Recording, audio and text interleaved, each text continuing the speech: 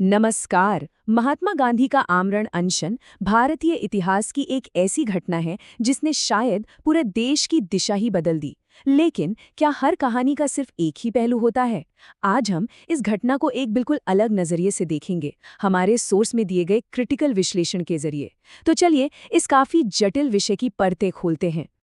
पर इस विश्लेषण में गहराई से उतरने से पहले एक पल रुककर इस सवाल पर सोचते हैं, क्या खुद को तकलीफ देना हमेशा ही एक नैतिक, एक मॉरल काम होता है?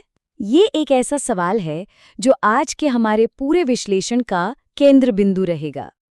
तो इसी सवाल को दिमाग में रखकर सबसे पहले इस कहानी के दूसरे सबसे अहम किरदार यानी डॉक्टर अंबेडकर के पक्ष को समझते हैं, जैसा कि हमारे सोर्स में बताया गया है। देखिए, हमारा सोर्स इस मामले में बिल्कुल साफ है, कोई घुमाव फिराव नहीं। उसका मानना है कि जब बात दलीलों और तर्क की आई तो डॉक्टर अंबेडकर का पक्ष न सिर्फ लॉजिकल था बल्कि नैतिक रूप से भी कहीं ज्यादा मजबूत था। तो आखिर अंबेडकर का तर्क था क्या? सोर्स के मुताबिक ये कोई राजनीतिक चाल नहीं थी, ये तो सदियों से चले आ रहे अपमान और बेहद खराब हालातों से पैदा हुई एक मांग थी। असल सवाल तो ये था कि आखिर कोई समुदाय उस समाज का हिस्सा क्यों बना रहे जिसने उसे दुख के अलावा और कुछ दिया ही ना हो। तो फिर सवाल ये उठता है कि अगर अंबेडकर का पक्ष इतना मजबूत था तो वो पीछे क्यों हट गए? यहाँ सोर्स एक बहुत दिलचस्प बात कहता है, वो ये कि ये उनकी हार नहीं थी, ये उनकी करुणा थी। उन्होंने अपने पूरे समुदाय के अधिकारों की लड़ाई को एक व्यक्ति के जीवन से ऊपर नहीं रखा। ये असल में गांधी जी की जान बचाने की एक कोशिश थी। चलिए अब आते हैं इस विश्लेषण के सबसे, कह सकते हैं, विवादास्पद हिस्से पर, क्योंकि सोर्स सिर्फ अंबेडकर के तर्क की बात नहीं करता, वो सीधे सीधे गांधी जी के अनशन करने के तरीके पर ही एक बड़ा सवाल खड़ा करता है। और यहाँ एक बहुत बड़ा विरोधाभास सामने आता है। देखने में ये अनशन अहिंसा का, नॉन वायलेंस का सबसे बड़ा प्रतीक लगता है, लेकिन सोर्स इसे बिल्कुल अलग नजर से देखता है, एक तरह के मनोवैज्ञानिक दबाव के तौर पर।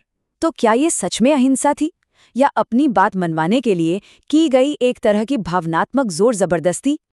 सोर्स का जो निष्कर्ष है वो काफी कठोर और सीधा है। उसकी नजर में ये अहिंसा नहीं बल्कि शुद्ध हिंसा थी। अब ये एक बहुत बड़ा आरोप है जो गांधी जी की छवि को सीधी चुनौती देता है। तो सोर्स के अनुसार ये कोई बहस या चर्चा का माहौल नहीं था, ये एक अल्टीमेटम था, या तो मेरी बात मानो नहीं तो मैं मर जाऊंगा। ऐसे में तर्क और किसी भी तरह के संवाद के लिए कोई गुंजाइश ही नहीं बची थी।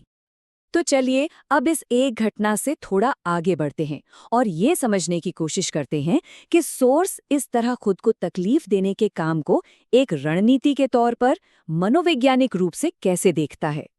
सोर्स इस तरह के बर्ताव को समझाने के लिए एक मनोवैज्ञानिक शब्द का इस्तेमाल करता है, मैसोकिज्म। अब इसका मतलब क्या है?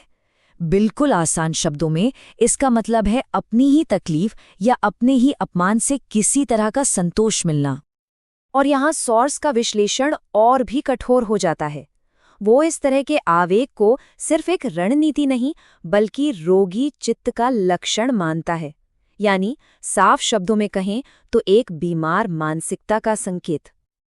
तो सोर्स का तर्क ये है कि खुद को तकलीफ देना कोई संत होने की निशानी नहीं बल्कि एक मनोवैज्ञानिक समस्या हो सकती है। और वो इस शब्द की जड़ तक जाता है। उस ऐतिहासिक व्यक्ति मैं सोच का उदाहरण देता है जो खुद को कोड़े मारकर तकलीफ पहुंचाते थे, ये समझाने के लिए कि ये प्रवृत्ति आती कहाँ से है। और अंत में ये पूरा विश्लेषण हमें एक बहुत बड़े और मुश्किल सवाल के सामने लाकर खड़ा कर देता है। नैतिक दबाव और भावनात्मक हिंसा के बीच की जो बारीक सी रेखा है, उसे आखिर कहाँ खींचा जाए? ये एक ऐसा सवाल है जिसका जवाब शायद हमें इतिहास और मनोविज्ञान दोनों में ही खोजना होगा।